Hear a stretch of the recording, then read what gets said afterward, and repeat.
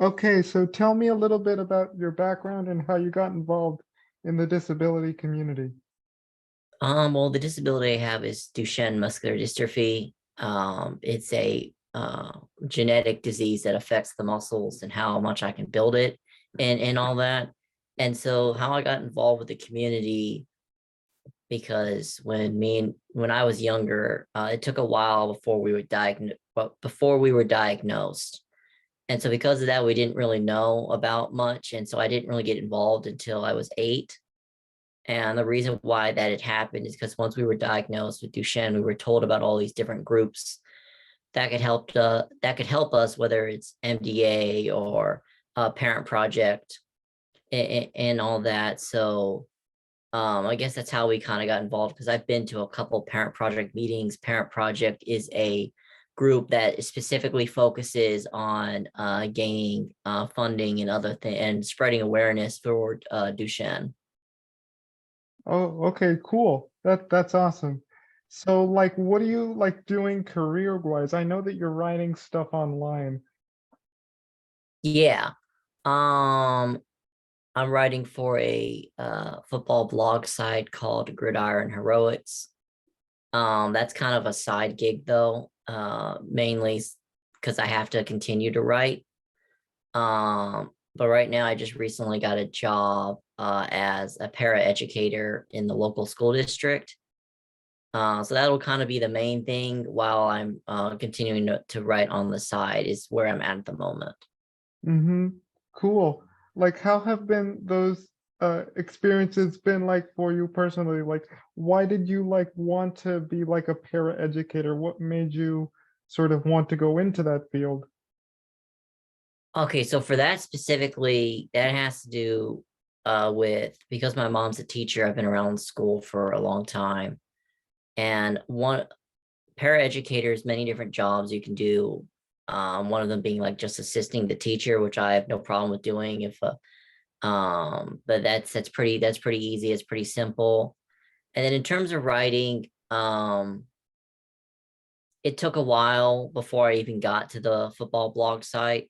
I'd been applying to different internships and all that, and I hadn't had any success for like a year before I started writing for them. They're a new site, so I'm not making any money from it, and that's why I needed to go and have at least as backup the paraeducator job through my end because my mom's a teacher in the school district.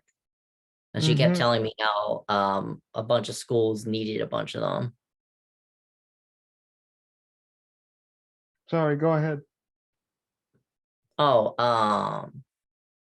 the schools need a lot of them. And so it just seemed like something I could do while still pursuing writing by writing on the side. All right, cool. That's awesome. So like that's awesome. So like were there any moments in your career path that made you want to say, I can see myself, doing this? Like in your instance, being a paraeducator. Um, so like did you have that sort of mindset, going in? Um, Paraeducating wasn't initially what I was going for. It's mainly right now for necessity because the writing job's it's not gonna make me any money at the moment because I need to get a viewership that I don't have right now. Um, but it's definitely been an up and down journey and taught me a lot. Um, yeah, I wasn't real clear on that last question. If you could repeat that. Like like in terms of like do you see yourself as sort of a para-educator?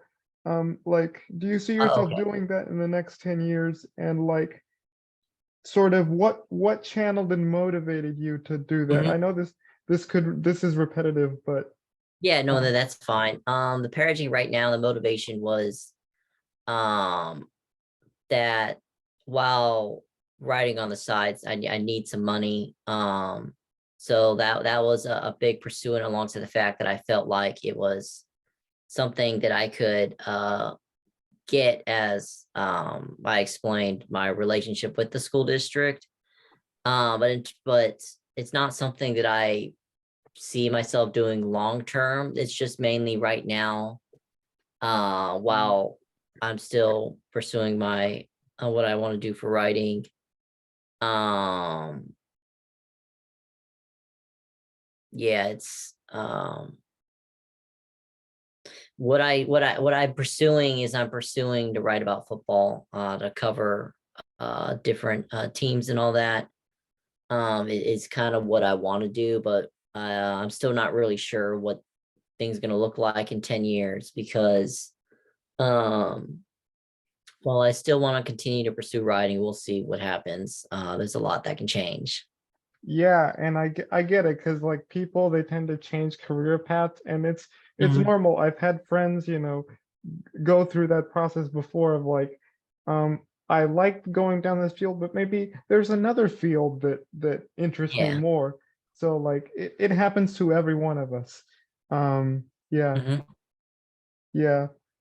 Uh, like if I could just like get to this last question of, because I know Hmm. there's so much stigma and negativity around, people with disabilities in terms of um, like if people like friends tell us like there's no way that you can pursue this career path or something like that. Does that make sense? Like if I understand. It mainly has to do with a lot of people focus a lot more on the disability instead of society. Um, our lives are so hard, not necessarily because of what we have, but because of how prepared society is for us individual with different types of needs. Um, and so the thought process a lot of times can subconsciously be that because they're different, that they're less than, instead of just different. If you know what I mean. mhm. Uh, yeah, that's kind of how I view it.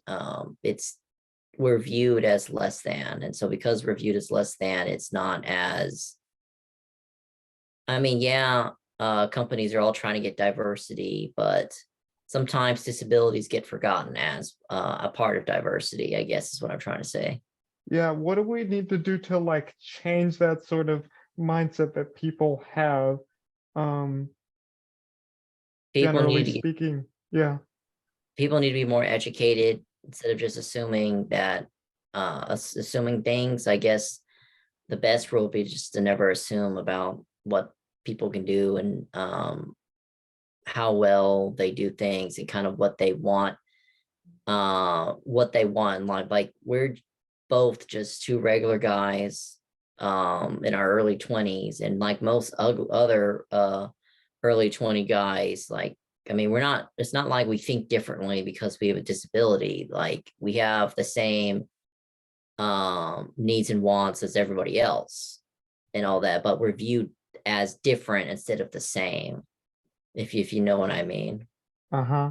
Obviously each individual is unique, but usually we're all kind of grouped together.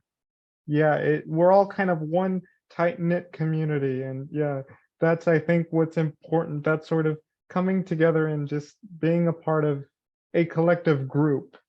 Hmm. Yeah, definitely.